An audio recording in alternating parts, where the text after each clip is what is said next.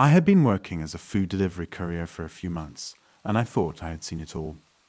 Late night orders, rude customers, weird requests, you name it. But nothing prepared me for what happened on that fateful day in August 2014. It was a hot and humid afternoon in Los Angeles, and I was on my last delivery of the day. I checked the address on my phone and saw that it was a house in a quiet residential area. I parked my bike outside and grabbed the bag of food. It was a large order of pizza, wings, and soda. I wondered if the customer was having a party or something. I walked up to the door and rang the bell. No answer. I rang again, and still no answer. I checked the app and saw that the customer had paid online and left a note saying, "Leave the food on the porch." I shrugged and did as instructed. I took a picture of the food and sent it to the customer as a proof of delivery. I was about to leave when I heard the door open behind me. "Hey, where do you think you're going?" a voice slurred. I turned around and saw a man standing in the doorway. He looked like he was in his 40s, with a scruffy beard and bloodshot eyes. He was wearing a stained t-shirt and boxer shorts. He was holding a bottle of beer in one hand and a match sheet in the other. He looked drunk and angry. "Oh, hi, I'm your food delivery courier. I just left your order on the porch, as you requested," I said nervously. He glared at me and said, "No, you're not. You're a thief. You're trying to steal my food. Give it back to me now." I was confused and scared. I tried to explain that I was not a thief, that I was just doing my job, that he could check the app and see that he had ordered the food. But he wouldn't listen. He lunged at me with the mush sheet, swinging it wildly. I dodged his attack and ran to my bike, but he was faster than I expected. He grabbed me by the collar and dragged me back to the house. He threw me inside and slammed the door shut. He tied me up with a rope and threw me on the couch. He took the food and started eating it in front of me. He was mumbling to himself, saying things like, "This is my food. I paid for it.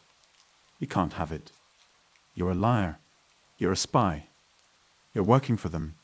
They're trying to get me, but I won't let them. I'll show them. I'll show them all." I was terrified. I didn't know who he was talking about or why he thought I was working for them. I didn't know what he was going to do to me. I tried to reason with him, to calm him down, to make him see that I was just a courier, that I had nothing to do with his paranoia. But he wouldn't listen. He just kept eating and drinking and ranting. He finished the food and threw the empty boxes and bottles at me. He said, "You think you're smart, huh? You think you can fool me? You think you can escape? Well, you can't. You're stuck here with me, and I'm not going to let you go. Not until they come. Not until they pay. Not until they beg for mercy." He grabbed the match sheet and walked towards me. He said, "You know what? I think I'll have some fun with you." I managed to free myself after a while when he was momentarily distracted by something outside. I wriggled out of the ropes, jumped out of the window, and ran as fast as I could. My heart was pounding, and I could hear my breaths in the tense silence of the neighborhood. I didn't stop until I found a safe distance, and then I called the police. I explained everything that had happened, and they arrived at the scene promptly. I directed them to the house where the terrifying encounter took place. The police officers approached cautiously, knowing the situation involved a dangerous individual. They managed to apprehend the man without any further incident. He was taken into custody, and I provided a detailed statement about the entire ordeal. The authorities later informed me that the man had a history of mental illness and had stopped taking his medication. It was a relief to know that he was receiving the help he needed, and I was immensely grateful to have escaped from that harrowing situation unharmed. The incident left me shaken, but it also taught me to be more cautious and aware of my surroundings, especially during my deliveries. It was a day I would never forget, and it made me appreciate the importance of safety measures and vigilance in my line of work. I had been working as a pizza delivery guy for a few months, and it was a pretty easy job. I got to drive around the city, listen to music, and earn some extra cash. The only downside was the occasional rude customer or traffic jam, but nothing too serious. That night, I got an order for 2 large pepperoni pizzas and a bottle of Coke. The address was in a suburb I had never been to before, but was not too far from the pizza place. I checked the map on my phone and saw that it was a cul-de-sac with only a few houses. I thought it would be a quick delivery and I could get back to the shop soon. I loaded the pizzas and the Coke into the insulated bag and put it in the back seat of my car. I drove off following the directions on my phone. It was a quiet night, and there was not much traffic on the road. I enjoyed the breeze and the stars as I drove. I reached the suburb in about 15 minutes and turned into the cul-de-sac. I looked at the house numbers and saw that the one I was looking for was at the end of the street. It was a dark and shabby-looking house, with a broken fence and an overgrown lawn. There were no lights on in the windows and no cars in the driveway. I thought it was odd, but maybe the customer was just trying to save electricity. I parked my car in front of the house and got out. I grabbed the bag with the pizzas and the Coke and walked towards the door. I rang the bell and waited. There was no answer. I rang it again and knocked on the door. Still no answer. I checked my phone and saw that the number the customer had given was a landline. I decided to call it and see if anyone would pick up. I dialed the number and I heard a ringing tone. After a few seconds, a voice answered. "Hello. Hi, this is the pizza delivery guy. I'm at your door with your order." "Oh, sorry, I forgot to tell you. I'm not at home right now. I had to go out for an emergency. Can you just leave the pizzas and the Coke on the porch? I'll pay you online." I frowned. This sounded fishy. Why would someone order pizza and then leave the house? And why would they not turn on any lights? And how did they know I was here? Are you sure? It's not very safe to leave food outside.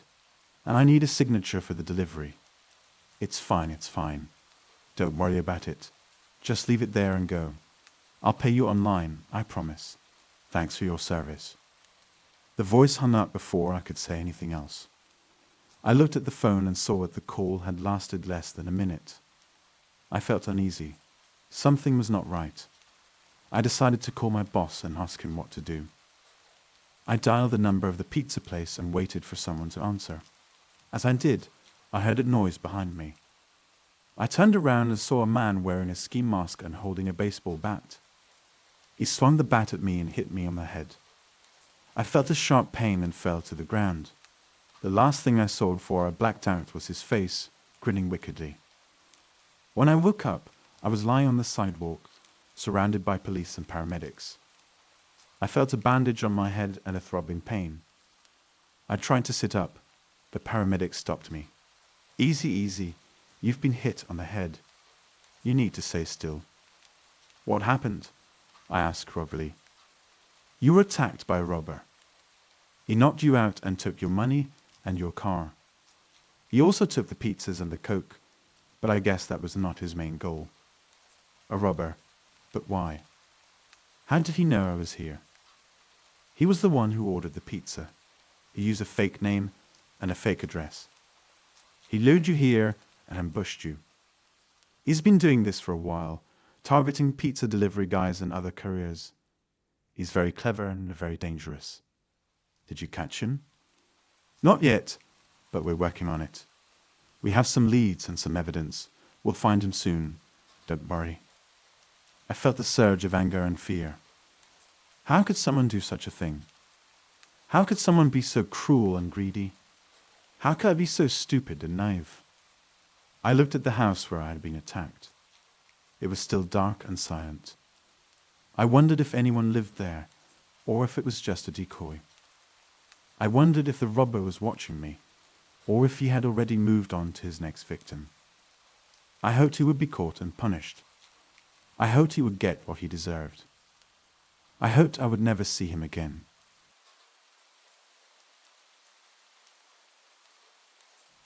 I had been working as a food delivery courier for a few weeks, and it was a decent way to make some money. I liked the flexibility and the variety of the job. I got to see different parts of the city, meet different people, and try different cuisines.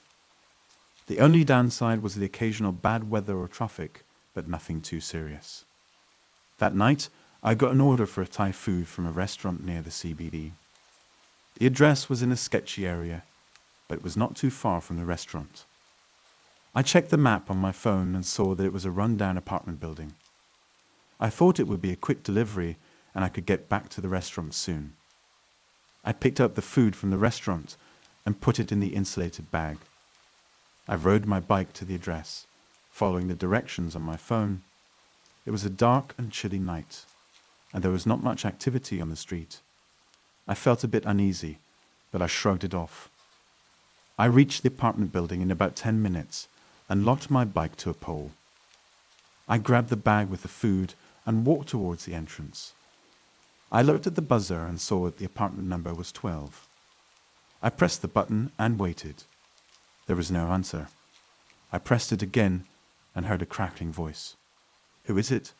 "Hi, this is the food delivery courier. I have your order." "Oh, cook, come up. It's the second floor, door on the left." I have opened the door and entered the building. It was dark and dirty, with a foul smell and graffiti on the walls. I walked up the stairs and found the door with the number 12. I knocked on the door and waited. There was no answer. I knocked again and heard a voice. "Who is it?" "It's me, the food delivery courier. I have your order."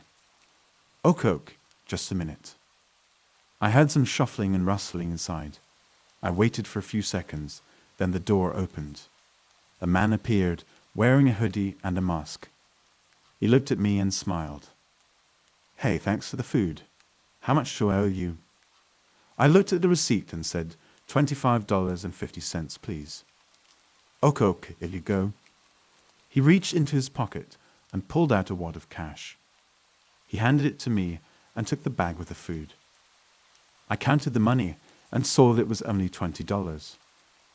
I looked at him and said, "Hey, this is not enough. You're short $5.50. He looked at me and said, "Oh, sorry. I must have miscalculated. Let me get you the rest."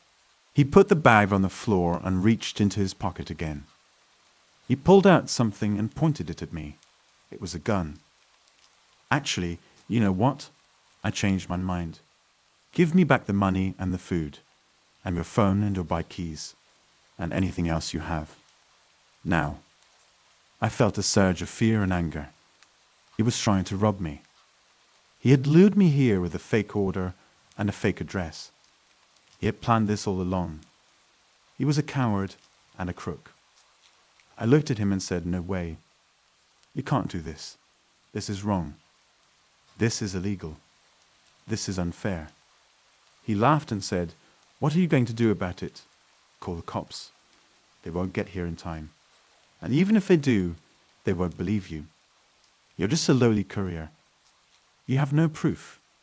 You have no rights. You have no power. You have nothing. Now give me what I want, or I'll shoot you." He cocked the gun and aimed it at my chest. I saw his finger on the trigger. I knew he was serious. I knew he would kill me if I didn't comply. I knew I had to act fast. I threw the money at his face and kicked the bag with the food at his legs. He flinched and stumbled, losing his balance. I took advantage of his momentary distraction and lunged at him. I grabbed his arm and tried to wrestle the gun away from him. He resisted and fought back. He punched me in the face and kicked me in the stomach. I felt blood and pain, but I didn't let go. I held onto his arm and twisted it. I heard a snap and a scream. He dropped the gun and clutched his broken wrist. I picked up the gun and pointed it at him. He looked at me with fear and hatred. Please, don't shoot me. I'm sorry. It was a mistake. I was desperate. I needed the money. I have a family. I have a sick mother. I have a debt. I have a problem. Please spare me. Please have mercy." He begged and pleaded, trying to appeal to my sympathy. He lied and cried, trying to manipulate my emotions. He was pathetic and pitiful. trying to save his skin. I looked at him and said, "You should have thought of that before you tried to rob me. You should have thought of the consequences of your actions. You should have thought of the people you hurt and the lives you ruin. You should have thought of me." I pulled the trigger and shot him in the chest. He gasped and fell to the floor. He was still alive, but barely. He looked at me with shock and disbelief. He whispered something, but I couldn't hear him. I didn't care. I had no pity. I had no remorse. I had no mercy. I turned around and walked out of the door. I ran down the stairs and out of the building. I unlocked my bike and rode away. I didn't look back. I didn't stop. I didn't call the cops. I didn't tell anyone. I just wanted to get away from there. I just wanted to forget what happened. But I couldn't. I couldn't forget his face. I couldn't forget his voice. I couldn't forget his blood. I couldn't forget the gun. I couldn't forget the shot. I couldn't forget the pain. I couldn't forget the fear. I couldn't forget the anger. I couldn't forget the guilt. I had killed a man.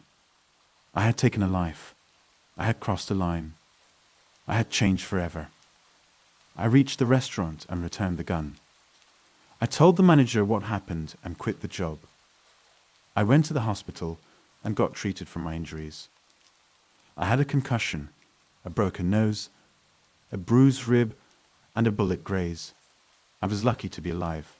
I was lucky to survive. But I didn't feel lucky. I felt cursed. I felt haunted. I felt tormented. I felt alone. I had no one to talk to. I had no one to confide in. I had no one to comfort me. I had no one to support me. I had no one to love me. I had nothing.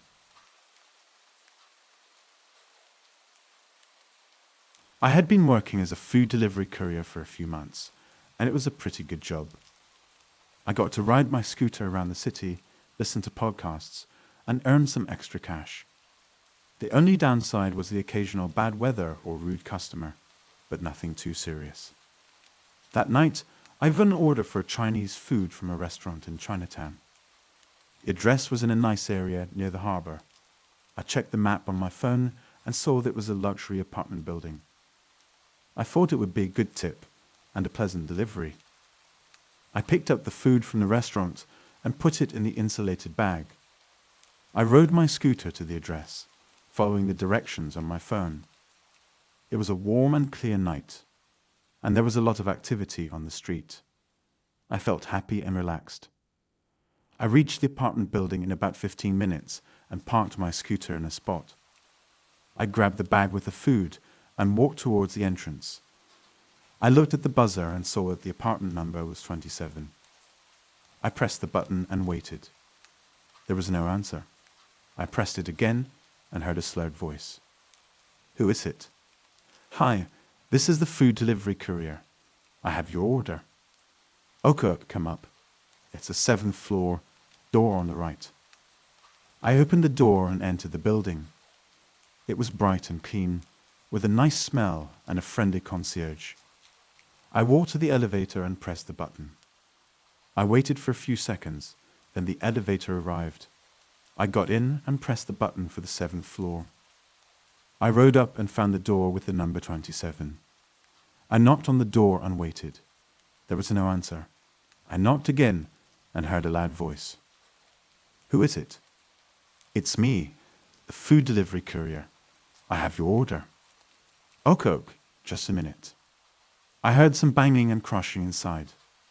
I waited for a few seconds, then the door opened. A man appeared, wearing a stained shirt and a pair of boxers. He looked at me and frowned. "What took you so long?" "I ordered this food an hour ago. It's probably cold by now." "You're the worst courier ever. You should be fired." I looked at the receipt and saw that I had delivered the food in 25 minutes, well within the estimated time. I looked at him and said, "I'm sorry, sir, that I delivered the food as fast as I could. It's still hot, I assure you. How much do I owe you?" He looked at the receipt and said, $35.50, please. "Okay, here you go." He reached into his pocket and pulled out a wad of cash. He handed it to me and took the bag with the food. I counted the money and saw that it was only $30. I looked at him and said, "Hey, this is not enough. You're short $5.50. He looked at me and said, "Oh, sorry. I must have miscalculated. Let me get you the rest." He put the bag on the floor and reached into his pocket again. He pulled out something and threw it at me. It was a bottle of beer. He missed me and hit the wall behind me. The bottle shattered and splashed me with foam and glass. I felt a sting and a wetness. I looked at him and said, "What are you doing? That's not cool. That's dangerous. That's rude."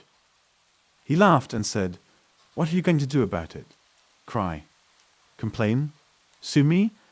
You're just a lowly courier. You have no proof. You have no rights. You have no power. You have nothing. Now give me back the money and the food, and your phone and your scooter keys, and anything else you have. Now." He reached for the bag with the food and tried to grab it from me. I pulled it away and said, "No way. You can't do this. This is wrong. This is illegal. This is unfair." He snarled and said, "Shut up and give me what I want, or I'll beat you up. I'm bigger and stronger than you. I'm richer and smarter than you. I'm better and more important than you. You're nothing. You're nobody. You're trash. Now give me what I want, or I'll make you regret it." He grabbed for the bag again, but I swiftly stepped back, dodging his grasp. My heart raced with fear and anger, but I knew I had to act quickly. Without another word, I turned around and bolted towards the elevator. I could hear its heavy footsteps chasing after me as I frantically pressed the button, praying for the doors to open. Finally, the elevator arrived, and I dashed inside, quickly hitting the button for the ground floor. The doors closed just as he reached the elevator, and I heard him curse loudly. Relief washed over me as the elevator descended, and I made it to the ground floor unharmed. I burst out of the building and immediately dialed 911 on my phone, explaining the situation to the police and giving them the address. Within minutes, the police arrived at the luxury apartment building. They swiftly went up to the 7th floor and apprehended the offender, who was still inside his apartment. I gave my statement to the officers, recounting the entire incident in detail. They assured me that they would handle the situation and thanked me for reporting the crime. Grateful that I managed to escape unscathed, I headed home, shaken but relieved that the police were now involved and taking action against the offender.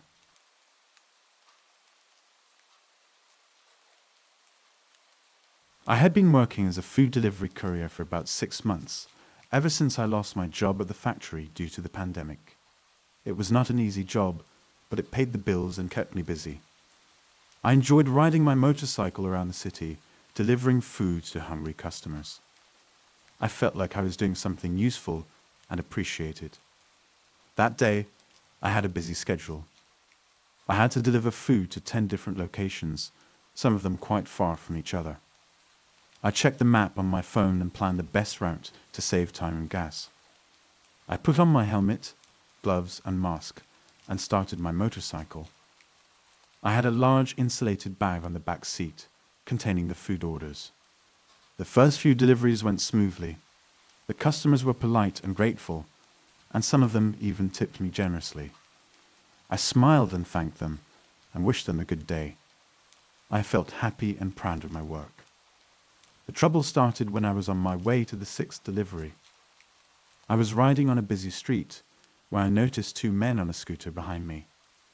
They were wearing dark clothes and helmets, and they seemed to be following me closely. I thought they were just going to the same direction, so I ignored them and continued on my way. But then they sped up and came to my side. One of them shouted something at me, but I couldn't hear him clearly over the noise of the traffic. He gestured at me to stop, and I saw that he had a knife in his hand. He was trying to rob me. I panicked and tried to speed up, but the other man blocked my way. He also had a knife, and he swung it at me, trying to slash my tires. I swerved to avoid him, but I lost my balance and crashed into a parked car. I fell off my motorcycle, and the food bag flew off the back seat. The two men quickly got off their scooter and ran towards me. They kicked me and punched me, and tried to take my keys. I resisted and fought back with all my strength. I screamed for help, hoping that someone would hear me and come to my rescue. But no one came. The street was crowded, but no one seemed to care. People just walked by, or looked away, or took out their phones and filmed the scene. I felt angry and betrayed. How could they be so indifferent and heartless? The two men were stronger and more vicious than me. They overpowered me, and one of them grabbed my keys. He ran to my motorcycle and started it. He laughed and taunted me, and then drove away with my motorcycle. The other man followed him on the scooter. They left me lying on the ground, bleeding and bruised. I felt a sharp pain in my head, chest, and legs. I tried to get up, but I couldn't. I felt dizzy and nauseous. I saw blood on my clothes and on the pavement. I saw the food bag torn and scattered. I saw the car I crashed into, dented and scratched. I saw the people around me staring and whispering. I felt like I was going to die. Then I heard sirens. I saw a police car and an ambulance arrive. The police officers got out of the car and approached me. They asked me what happened, and I told them everything. They nodded and took notes. They said they would find the robbers and bring them to justice. They said they were sorry for what happened to me. The paramedics got out of the ambulance and examined me. They said I had multiple fractures and a concussion. They said I needed to go to the hospital immediately. They put me on a stretcher and lifted me into the ambulance. They gave me an injection and put a mask on my face. They said they would take good care of me. I felt a wave of relief wash over me. I felt like I was safe. I closed my eyes and drifted into unconsciousness. I woke up in the hospital a few days later. I saw a doctor and a nurse standing next to my bed. They smiled and greeted me. They said I was lucky to be alive. They said I had a successful surgery and that I was recovering well. They said I would have to stay in the hospital for a few more days and then I could go home. I felt a mix of emotions. I felt grateful and hopeful. I felt sad and angry.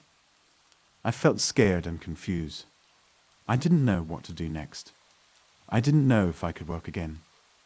I didn't know if I could afford the medical bills.